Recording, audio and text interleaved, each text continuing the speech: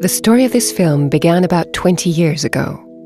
We were transferring vascularized turkey tendons in our university research lab, and were struck by the intricacy of the vascular network. Thereafter, the Chinese school of plastic surgery discovered the notion of the retrograde flap, and we began to develop a technique for transferring vascularized retrograde tendon flexor transfers onto the cubital pedicle to get round the problem of reconstructing flexor tendons. Little by little, this new vision of anatomy began to throw light on the relationships between the tendons, the sliding sheaths, and the vessels, and to challenge the very foundations of the classical school of thought. During the revascularization following the release of a garret, we observed that not only the tendinous extremities bled with an apparently circular longitudinal and peripheral vascularization, in contradiction with the avascular theory that held sway at that time, but that there seemed to be a real continuity between the sheaths and the tendons, which was not interrupted despite the distension occurring during sliding. It was also clear from observing the behavior of the vessels of the common carpal sheath during flexion and extension that rather simplistic mechanistic explanations could no longer account for these phenomena, and that this apparent disorder and irregularity of shapes was in fact the basis of some other form of complexity that we still knew hardly anything about. In our attempts to find an explanation, we began detailed in vivo microscopic analysis of the distribution and mobility of the vessels using 25-fold video magnification. By looking at a vessel as a petrol pump, we were able to approach the problem more simply. There was this vertical structure looking like the main part of the pump, then the pipe, and finally the adjoining vessel, just like a car filling up at the gas station. The pipe seemed to move away as the car moved off and to fold up as it approached. Look at this sequence. A large vessel, vessel 3, is gradually moving behind vessel 2 and the pump during flexion, then goes past it while approaching vessel 1, which in fact is the car vessel, whose pump is slowly receding as the pipe extends to its maximum.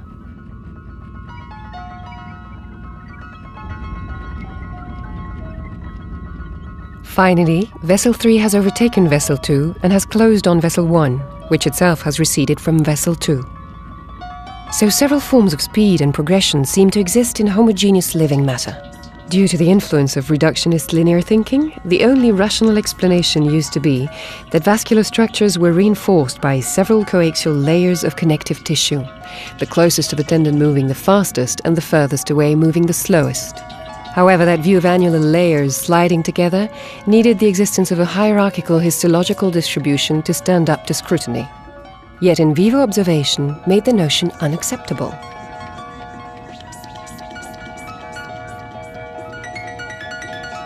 This meant that we needed a new way of thinking, something posing the problem in terms of global dynamics, continuous matter, a theory involving the concept of a tissue continuum in total contradiction with the traditional view of sliding structures.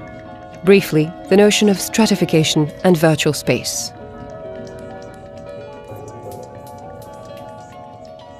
In vivo observation, or with electron microscopy after dehydration, showed that this collagen network in fact formed continuous matter composed of billions of tiny disorganized vacuoles apparently arranged in a fractal manner. It was pseudo-polygonal, but with a very special dynamic forming of volume of glycolichen, whose surrounding was composed of type 1, 3, 4, or 6 collagen fibers of considerably different sizes, according to their anatomical location and the role they had to perform. In this chaotic, haphazard world, there was absolutely no geometric regularity, no linearity, just fractal chaos. This system is customarily known as the connective or areolar tissue, but we called it the multi-microvascular collagenic absorbing system. To our minds, it was a rubbery elastic system because its role is to avoid reaching a threshold of resistance at which the collagen might shear. It has to allow the tendon to move freely without transferring the movement to the surrounding structures. It also struck us that the biomechanical behavior of this shock-absorbing system could be accounted for by the theory of drawers. As the tendon moves, the first vacuole might undergo traction to a point where it triggers the adjoining vacuole into action. Then the third is triggered, and the fourth, to such an extent that the final vacuole remains almost inactive. Our second hypothesis was that the same process was involved, but that the pressure was distributed equally among the vacuoles. However, this meant we were still only in 2 dimensions and that our only explanation was based on linear processes. Yet we were sure of something: the tissue continuum, the existence of basic vacuolar-type structures, and the presence of a shock-absorbing system, allowing the organs to act independently.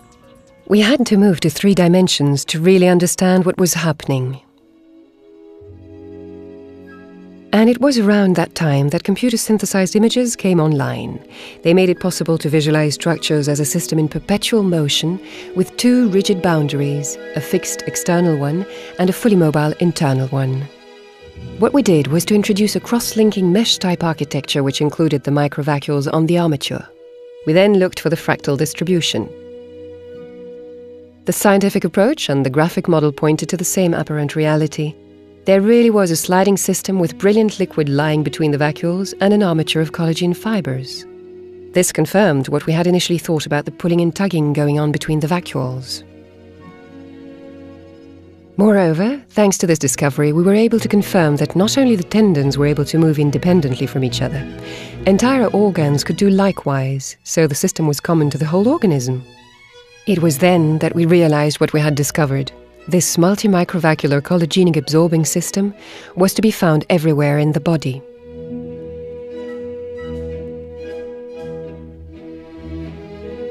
This sliding tissue is to be found in every nook and cranny of our organism, in other tendons like the extensors, in the abdominal wall near the rectus abdominis muscle, in contact with the thorax near the latissimus dorsi muscle, in the retroconjunctival groove of the eye, and so on. Indeed, it would seem that this tissue serves to anchor the muscles and tendons and could even be their primary constituent material. Even structures not called upon to move as such, nerves and the periosteum, are composed of this tissue fiber, but with differences in their arrangement and size.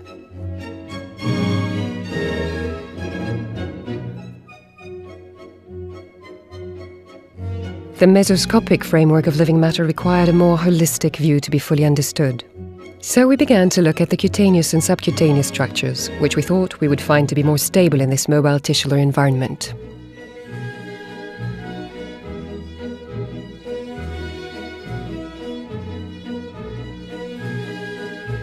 By its structure and its role of enclosing the other sensory organs, the skin is more than just an organ. It's a set of organs which is anatomically, physiologically, culturally, and psychically complex.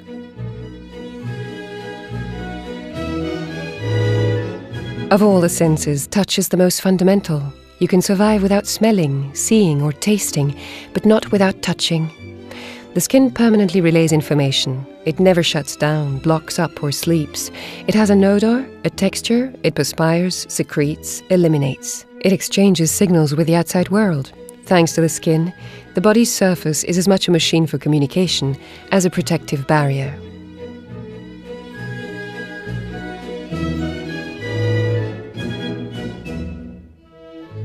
It can change color, texture, and shape, and retains the vestiges of aggression, such as sunburn, scars, and disease. At birth, it is taught, ready for life. Then, little by little, it ages, gets wrinkled, folded, and sags. Whether in newborn babies, adolescents, or adults, the skin is never totally flat and smooth. Through the hairs on its surface, you can see pseudogeometric structures separated by strength lines, allowing movement in all dimensions of space. These triangular pyramidal structures move in relation with each other. With any movement, they immediately align themselves with the traction. Their former position disappears, and a new shape is adopted. Then, as if by memory, they return to their initial position. With every single daily gesture, be it a caress or a fall, the skin undergoes this form of translation, traction, and stretching. Yet, with the exception of open wounds, it returns to its initial position. Of course, this movement has been known since time immemorial. It's called elasticity. But the question is, how is this elasticity linked to the subcutaneous structures? With the aid of a video endoscope, we began to stroll around under the skin to try to understand this apparently simple word of sliding, mobility, and smooth, slippery surfaces. We wanted to find out how it could accomplish both fast, sometimes violent movements, and gentle, minute ones without the slightest jerkiness. Dissect with a surgical blade, and what do you see? Just a wealth of tissue connections, a histological continuum, without any clear separations between the skin, the dermis, the hypodermis, the vessels, the aponeurosis, and the muscles. How is it then that this can all move so smoothly, and how can sliding come about?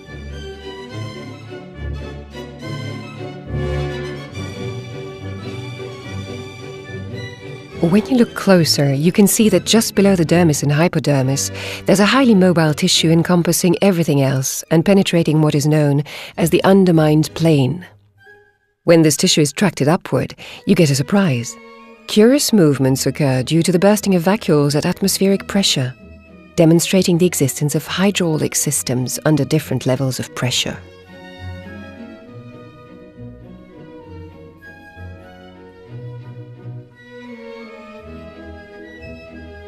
The show is total with pseudogeometrically shaped fibrillar structures encompassing the muscles, skin, and fat. Yet what are these shapes? What do they do and why are they there? Is this what we have traditionally termed the connective tissue? Let's now delve into this world of fibrils. Initial scrutiny reveals basically two types of structure. Some are quite wide, with edges like knives and diaphanous surfaces. These surfaces are made of glycoproteinous derivatives. Others resemble longitudinal fibrils, which may be fine, long or short, swollen or cylindrical. At first sight, they look alike. But look closer, and you can see tremendous diversity. Birds' plumage, reed stems, bundles of rushes, ears of wheat whose resistance to traction is considerable, ropes, rigging, harnesses, with rings that reinforce the solidity like an articulated bamboo stem, transparent sails, dewdrops. Travel along these pearly structures, and you notice the same fractal arrangement everywhere. Large fibrils endlessly punctuated by other smaller ones. The tissue continuum is total, the marriage homogeneous, and the arrangement completely fractal. A world of fibrillar chaos.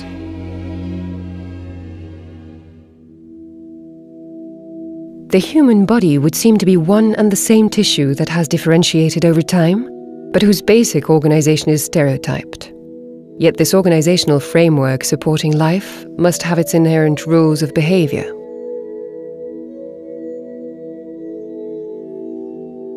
How are these structures organized? How do they resorb and move, and what role do they play? To use the jargon of physical mechanics, the arrangement can be termed a complex one, completely stable and in search of equilibrium. A system with tremendous capacity to resist and adapt to change. For physicists and doctors alike, there is no other such entity with so much cacophonous movement on the microscopic and macroscopic level. Movements involving the muscles, fluids, fibrils, and cells. Here we are at the very heart of complexity.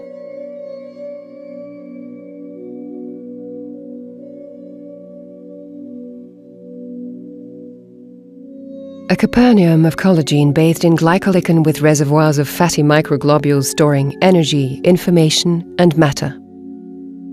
A communications network for exchanging energy, matter, and information between the component parts of the system and the various reservoirs by way of a torrent of blood rushing between the nerves, veins, arteries, and cells. Some mechanisms are still poorly understood, such as the fluctuations in pressure, visible in these images of the movement of drops within a filament that is clearly hollow.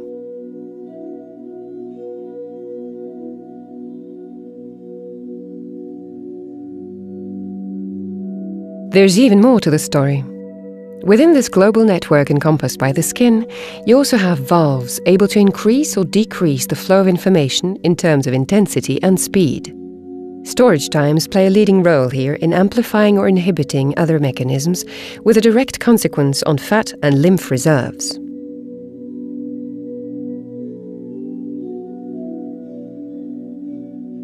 This multi-microvacuolar system, which at first sight seemed chaotic and complex, is therefore a set of elements with a large number of nonlinear interconnections and arranged with a universal aim in mind: to promote life, to subdivide, to multiply according to preordained criteria such as the level of oxygen, the temperature of the body, and the composition of the plasma.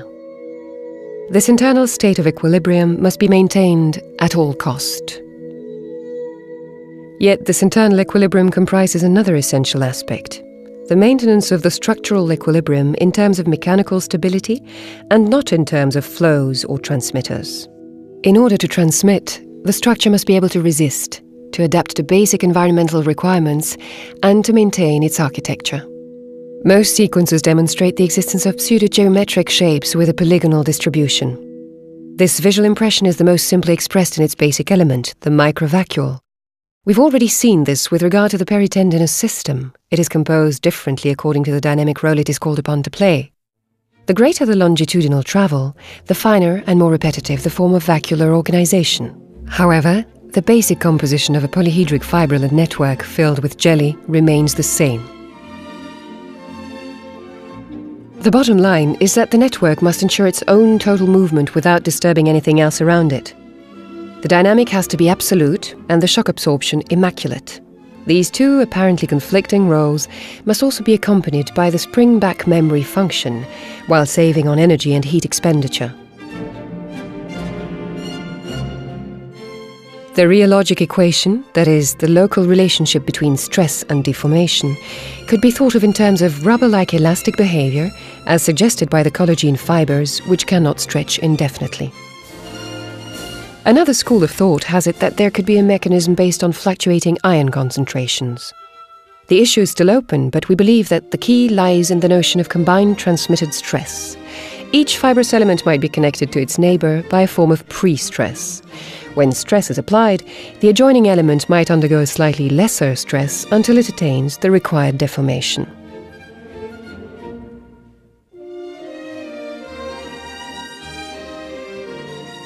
However, these sequences of interlacing, intertwining fibrillar structures created by the repetition of movements within other movements cannot be accounted for by standard reasoning. What's needed is physical rules calling upon non-linear mathematics.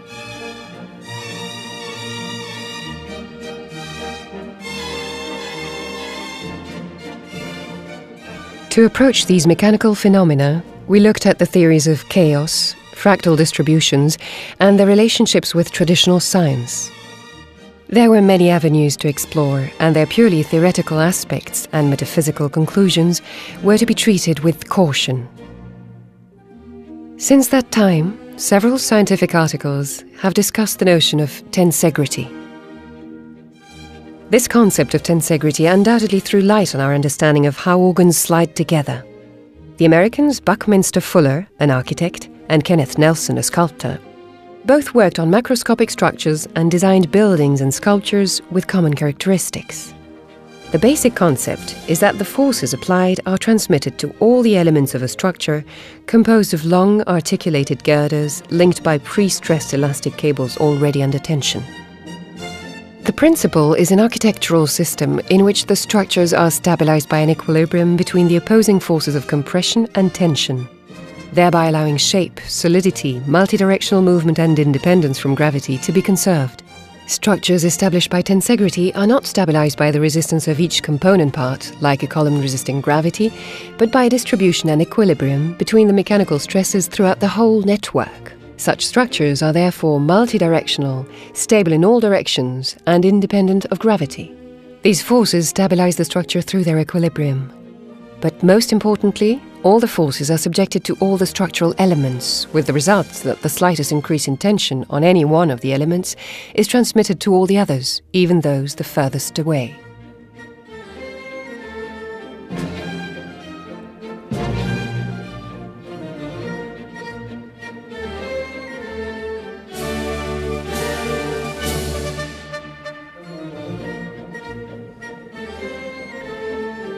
In real applications, the resulting shapes are often geometric, triangular, quadrangular, or somewhat icosahedral. It is essential to grasp that in order to fill space, living structures obey the forces that make them take on various shapes. It would seem that the icosahedron is the optimal shape for occupying space with the most minimal arrangement. In fact, nature frequently applies rules of self-assembly when creating natural triangular, polygonal, or spiral motifs. At the molecular level, as in the collagen molecule, recent research has demonstrated that long-chain amino acids fold into a helix, become stable thanks to the equilibrium between the attractive forces of hydrogen bonds and other forces allowing proteins to resist compression. This sets up sequences which behave like flexible joints. At the cellular level, Dr. Ingber discovered the intracellular armature, an internal mesh composed of fibrillar elements arranged haphazardly but ensuring the fundamental role of restoring the original shape once the pressure is released. The pseudo-polygonal tendency indeed raises fundamental questions, since it is present at all levels of living matter, be it animal or vegetal. Through the importance of physical forces such as osmotic and electromagnetic pressure, it would seem to be the preferential system of construction that nature has developed during evolution. We should pay homage to D'Arcy Thompson, a humanistic Scottish biologist of the 19th century. He thought that the adaptational teleology of Darwin needed to be added to by including physical and mechanical causality.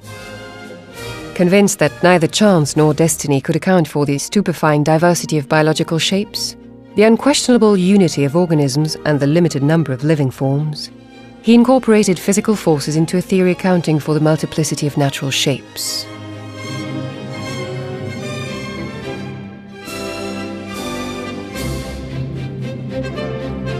Intuitively, he hit on the idea that the forces that shape life resemble each other. It was his wish that biology should not leave aside physical aspects, that it should incorporate physical mechanisms so as to account for both shape and growth, and that it should not focus entirely on teleology. We began to wonder whether all these triangular, rectangular and polyhedral shapes that we were filming might not be part and parcel of the icosahedron, the basis of tensegrity, which so closely resembles a three-dimensional vacuole.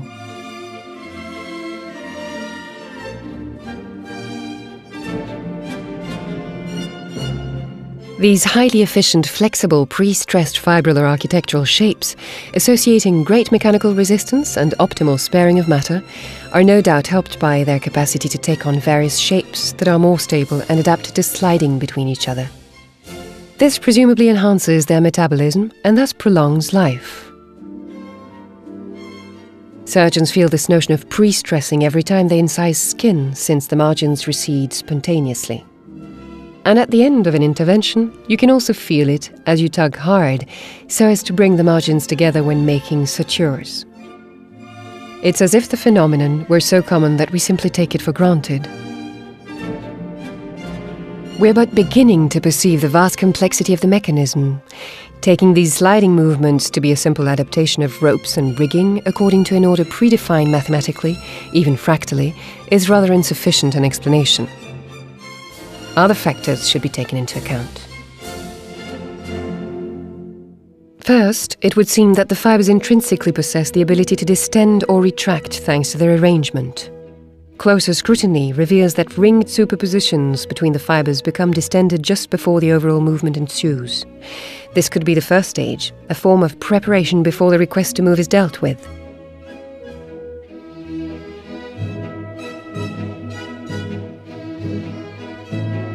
To respond to the direction of the stress, the biomechanics of the microvacuoles are assisted by the added capacity of the fibers to migrate around a nodal point, itself encompassing another fiber.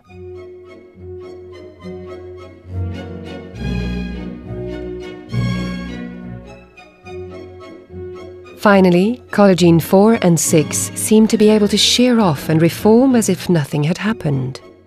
They also seem to be able to dissociate into several parts, just like the hydra-headed monster of mythology, meeting any and every request to morph mechanically in space. This ability of matter to organize itself spatially offers an infinite potential for movement.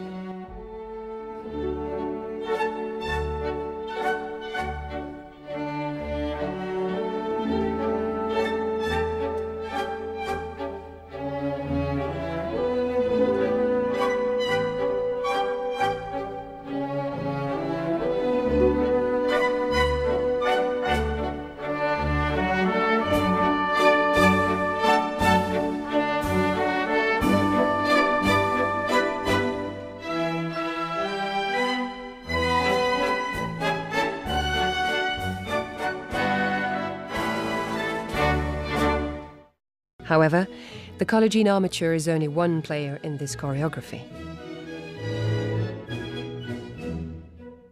The permanent lubrication by glycoaminoglycans through these diaphanous veils, where the drops are reminiscent of morning dew, is omnipresent, as is the migration of liquid within the fibers, suggesting that hydraulic mechanisms must play a decisive role here. The appearance of bubbles and bursting whenever a structure meets the atmosphere or during traction signifies the existence of a pressure equilibrium. Moreover, one should not overlook the importance of these glycoaminoglycans, which are at different concentrations according to the location in the body. Whatever the final answer, the flexibility of these tissues relies on a mechanism of which one of the underlying modes of action could be tensegrity. Yet tensegrity cannot account for everything here. This complex sliding system, which maintains the structures and keeps them mobile, is therefore modified according to the circumstances and is subjected to the natural laws of change. This occurs either as a result of overloading, as in obesity, in which the vacuoles are dilated by adipocytes, or by wear, as in tenosynovitis, in which the fibers break or fray. But this can also occur in the skin withering that accompanies slimming or skin aging.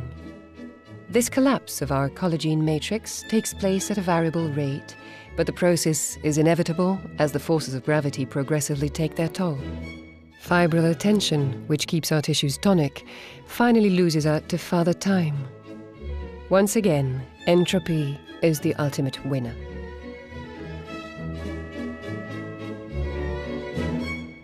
Whatever the final story, understanding the mechanical and biomolecular characteristics of this flexible tissue of communication will one day allow us to apprehend the full meaning of the healing process, to reconstruct living structures, and perhaps, who knows, to satisfy man's eternal dream, to slow down the effects of time.